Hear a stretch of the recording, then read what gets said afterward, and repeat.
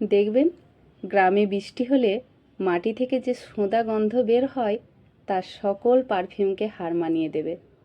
গ্রামের পরিবেশ দেখতে যতটা সুন্দর, কিছু মানুষের চিন্তাভাবনা ততটাই জঘন্য। এখানে বেশিরভাগ মানুষ এতটাই জটিল যে তারা তাদের ব্যক্তিগত জীবনের থেকে আপনার জীবন নিয়ে বেশি চিন্তিত। কোনো মেয়ের বয়স 24 পেরিয়ে গেলেও বিয়ে হচ্ছে না কেন? আপনার কোনো আত্মীয় বাইরে চাকরি করে, অথচ আপনি কোনো একটি বিষয়ের উপর পড়াশোনা করছেন। এখনও কেন আপনি চাকরি পেলেন না? এই নানা ধরনের প্রশ্নের সম্মুখীন করবে। মাঝে মাঝে দেখবেন আপনার পরিবারের লোকেরা যেসব বিষয় নিয়ে চিন্তিত নয়, কিন্তু অন্যরা এর থেকে বেশি চিন্তিত। আপনি এমন কোনো বাড়ি খুঁজে পাবেন না যেখানে জায়গা জমি নিয়ে কোনো সমস্যা নেই। 1 ইঞ্চি জায়গা কেউ কাউকে ছাড়বে না।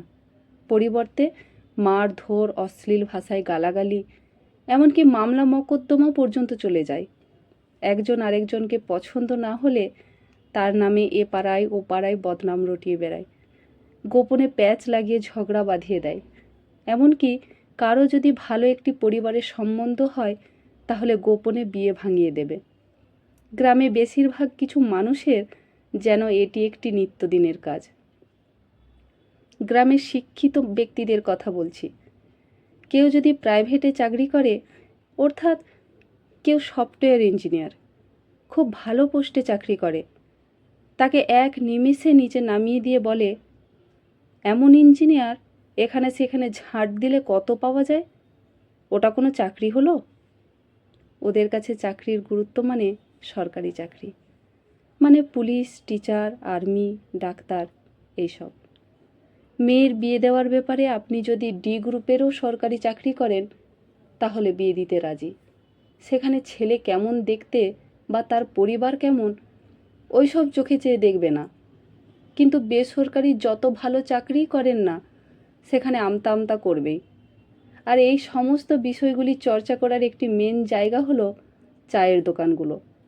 একটু করে চায়ের ঢোকা খাবে, আর কে কার সাথে পরকীয়া করছে, কার ঘরে কি রান্না হলো, কার বউ প্রেগনেন্ট হচ্ছে, এই সব থেকে শুরু করে মেন যেটা সেটা হলো রাজনীতি। কিছু বুঝুক আর না বুঝুক, গবেষণা ওরা করবেই। তবে হ্যাঁ, গ্রামের সব মানুষই যে খারাপ এমনটা নয়। অনেক মানুষ আছে যারা গ্রামে থাকলেও একে অন্যের ব্যক্তিগত জীবন নিয়ে আগ্রহী নয়। এমন অনেক শুভাকাঙ্ক্ষী পাবেন যারা আপনাকে বোঝার চেষ্টা করে, আপনার বিপদে নির্দ্বিধায় পাশে থাকে তারা।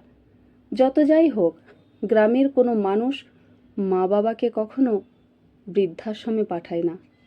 আবার কারো বাড়িতে হঠাৎ কোনো আত্মীয় এলে পাশের বাড়ির থেকে খাবার দেওয়া নেওয়া, একে অপরকে সাহায্যও করে থাকেন। বিশুদ্ধ অক্সিজেন গ্রামে ছাড়া আর কোথাও আপনি পাবেন না।